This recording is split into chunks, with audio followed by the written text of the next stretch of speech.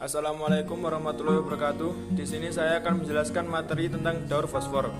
Yang pertama yaitu pengertian fosfor.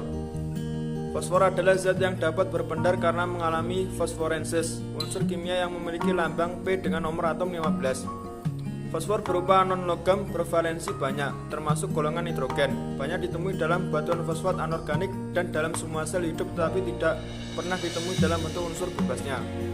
Fosfor merupakan unsur penting dalam makhluk hidup. Sedangkan pengertian daur fosfor adalah suatu proses atau siklus yang melibatkan fosfor sebagai bahan yang diproses atau mengalami daur ulang. Yang kedua yaitu penjelasan siklus daur fosfor. Di alam fosfor terdapat dalam dua bentuk, yaitu senyawa fosfat anorganik pada tumbuhan dan hewan dan senyawa fosfat anorganik pada air dan tanah. Fosfat anorganik dari hewan dan tumbuhan yang mati diuraikan oleh dekomposer atau pengurai menjadi fosfat anorganik. Fosfat ini akan tersimpan ke dalam tanah kembali dan diserap oleh tumbuhan. Sebagian besar ketersediaan fosfor dalam tanah berasal dari pelapukan. Batuan tersebut lapuk oleh perubahan cuaca. Fosfat dari pelapukan batuan fosfat meresap ke dalam tanah dan menyuburkan tanaman sekitarnya. Fosfat dari batu dan fosil terkikis dan membentuk fosfat anorganik terlarut di air, tanah, dan laut. Fosfat yang terlarut di laut dalam akan membentuk endapan fosfor sebagai sedimentasi ke dasar laut dan akan dikembalikan ke daratan.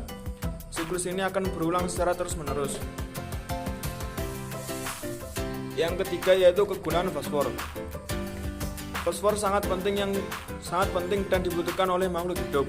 Tanpa adanya fosfor tidak mungkin ada organik fosfor di dalam adenosine trifosfat ATP, asam deoksiribonukleat DNA, dan asam ribonukleat ARN.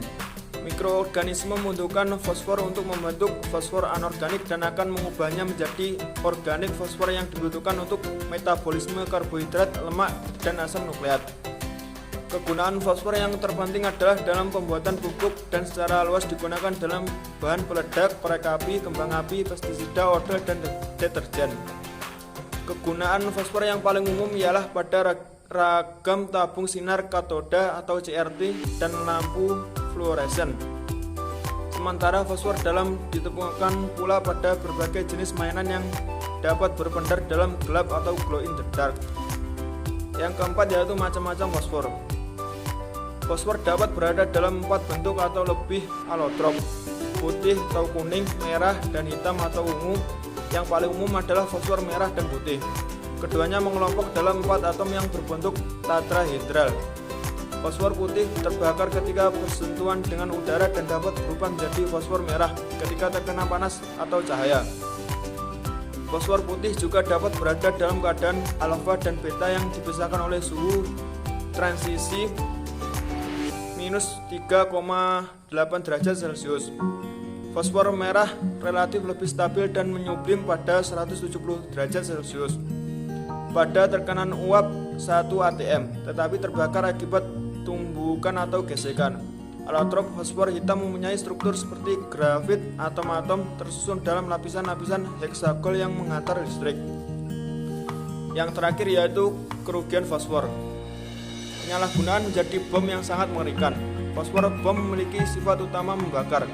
Menurut Ang Swee Chai, seorang perempuan dokter ortopedis kelahiran Malaysia yang juga seorang ahli medis, dalam bukunya From Beirut to Jerusalem, Kuala Lumpur 2002, zat fosfornya biasanya akan menempel di kulit, paru-paru, dan usus para korban selama bertahun-tahun, terus membakar dan menghanguskan serta menyebabkan nyeri berkepanjangan. Para korban bom ini akan mengeluarkan gas fosfor hingga nafas terakhir.